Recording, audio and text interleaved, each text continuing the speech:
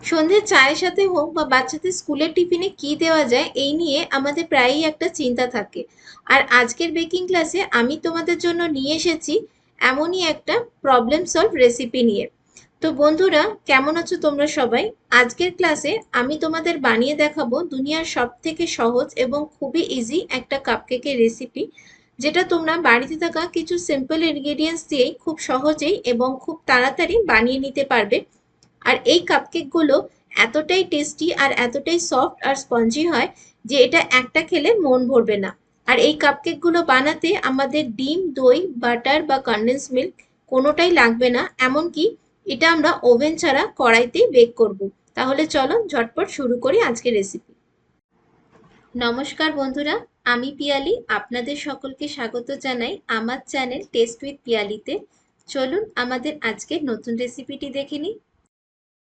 সবার প্রথমে একটা মিক্সিং বোলে নিয়ে নিলাম 3/4 কাপ দুধ, যেটা আগে থেকেই জাল দিয়ে রুম টেম্পারেচারে ঠান্ডা করে নিয়েছি। হালকা উষ্ণ গরম থাকলেই হবে। এবার যেহেতু ডিম ছাড়া কেকটা বানাবো, তাই এই দুধটায় অ্যাড করলাম 1 টিএসপি ভিনিগার। আর ভিনিগার দিয়ে হালকা করে মিশিয়ে নিয়ে এটাকে 15 মিনিটের জন্য এরকমই রেখে দেবো, যাতে দুধটা কার্ডেল হয়ে যায়, অর্থাৎ দুধটা ফেটে যায়। তো দেখুন, দুধটা হালকা ছানা ছানা মতন হয়েছে, অথচ পুরোপুরি ছানা কাটেনি। এবার দুধটাকে খুব ভালো করে আগে ফেটিয়ে নেব, যাতে হালকা হালকা ফেনা ফেনা ভাব আসে সাইডে। তো আমাদের হোমমেড বাটার মিল্ক এখন রেডি। এবার এর মধ্যেই দিয়ে দেব 1/4 কাপ রিফাইন তেল। তোমরা চাইলে বাটারও ব্যবহার করতে পারো। আর 2/3 কাপ চিনি গুঁড়ো। আর তারপর সব কিছুকে ভালো করে আবারও মিশিয়ে নেব, যাতে তেলটা খুব ভালোভাবে দুধের সাথে মিশে যায়। এই পর্যায়ে এই মিশ্রণটাকে যত ভালো করে ফেটানো হবে, কেক আমাদের ততটাই সফট আর স্পঞ্জি হবে। তো দেখো, সবকিছু খুব ভালো করে ফেটিয়ে নেওয়া হয়ে গেছে। এবার ফ্লেভারের জন্য এর মধ্যে আমি অ্যাড করলাম 1/2 টিস্পুন ভ্যানিলা এসেন্স। তোমাদের কাছে অন্য কোনো এসেন্স থাকলে সেটাও দিতে পারো। তারপর আবারও একবার খুব ভালো করে মিশিয়ে নেব সবকিছুকে। ওয়েট ইনগ্রিডিয়েন্টস সব মিক্স হয়ে গেছে। এবার আমরা ড্রাই ইনগ্রিডিয়েন্টস গুলোকে নিয়ে নেব। তো সবার প্রথমে এই মিক্সচারটার ওপরে একটা ছাঁকনি রেখে নিয়ে নিলাম 1 কাপ ময়দা। তারপর নিলাম 1/3 কাপ কাস্টার্ড পাউডার, এটা ভ্যানিলা ফ্লেভারের কাস্টার্ড পাউডার। 1 টিএসপি নিলাম বেকিং পাউডার, আর 1/2 টিএসপি নিলাম বেকিং সোডা। এবার এই ড্রাই ইনগ্রিডিয়েন্টস গুলোকে আমরা ভালো করে আগে চেলে নেব। তারপর সবকিছুকে খুব ভালো করে হুইস্কার দিয়ে খুব হালকা হাতে মিশিয়ে নেব এবং একটা স্মুথ লাম্পস ফ্রি ব্যাটার তৈরি করে নেব।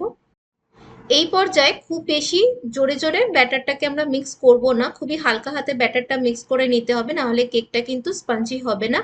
তো কাস্টার্ড পাউডারের জন্য এমনিতেই ব্যাটারটার কালারটা হলুদ এসেছে, তা সত্ত্বেও আমি এখানে 1 drop jail food colour use করলাম। আর তারপর আবারও ভালো করে ব্যাটারটাকে খুবই হালকা হাতে একবার মিক্স করে নিলাম। তো দেখো, ব্যাটার আমাদের রেডি। এবার আমি এখানে নিয়েছি 1/4 কাপ টুটি ফ্রুটি মিক্স কালারের। আমি এটাকে একটু ময়দা দিয়ে কোট করে নিয়েছি টুটি ফ্রুটিটা, যাতে এটা ব্যাটারের মধ্যে কোনোভাবে নিচে গিয়ে বসে না যায়, পুরো কেকের মধ্যে যেন ছড়িয়ে থাকে। তো দেখো, টুটি ফ্রুটিটাও ব্যাটারের মধ্যে মিক্স করা হয়ে গেছে আর কেকের ব্যাটার এখন পুরোপুরি রেডি। এবার চলো এটাকে আমরা মোল্ডে ঢেলে নেব।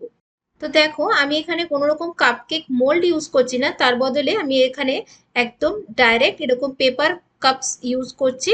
তোমরা এর জায়গায় যে পেপার টি কাপস বা কফি কাপস গুলো থাকে সেইগুলোকেও ব্যবহার করতে পারো। তো এবার এই কাপকেক মোল্ডগুলোর মধ্যে আমি একটু একটু করে ব্যাটারগুলো ঢেলে নিচ্ছি।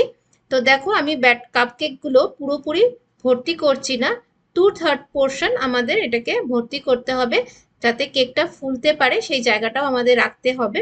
তো দেখো, সব কাপকেক মোল্ডগুলোতে আমি ব্যাটারটা ঢেলে নিয়েছি। এবার ওপর থেকে প্রত্যেকটার মধ্যে একটু করে টুটি ফ্রুটি দিয়ে দেব, যাতে দেখতেও বেশ কেকটা সুন্দর লাগে।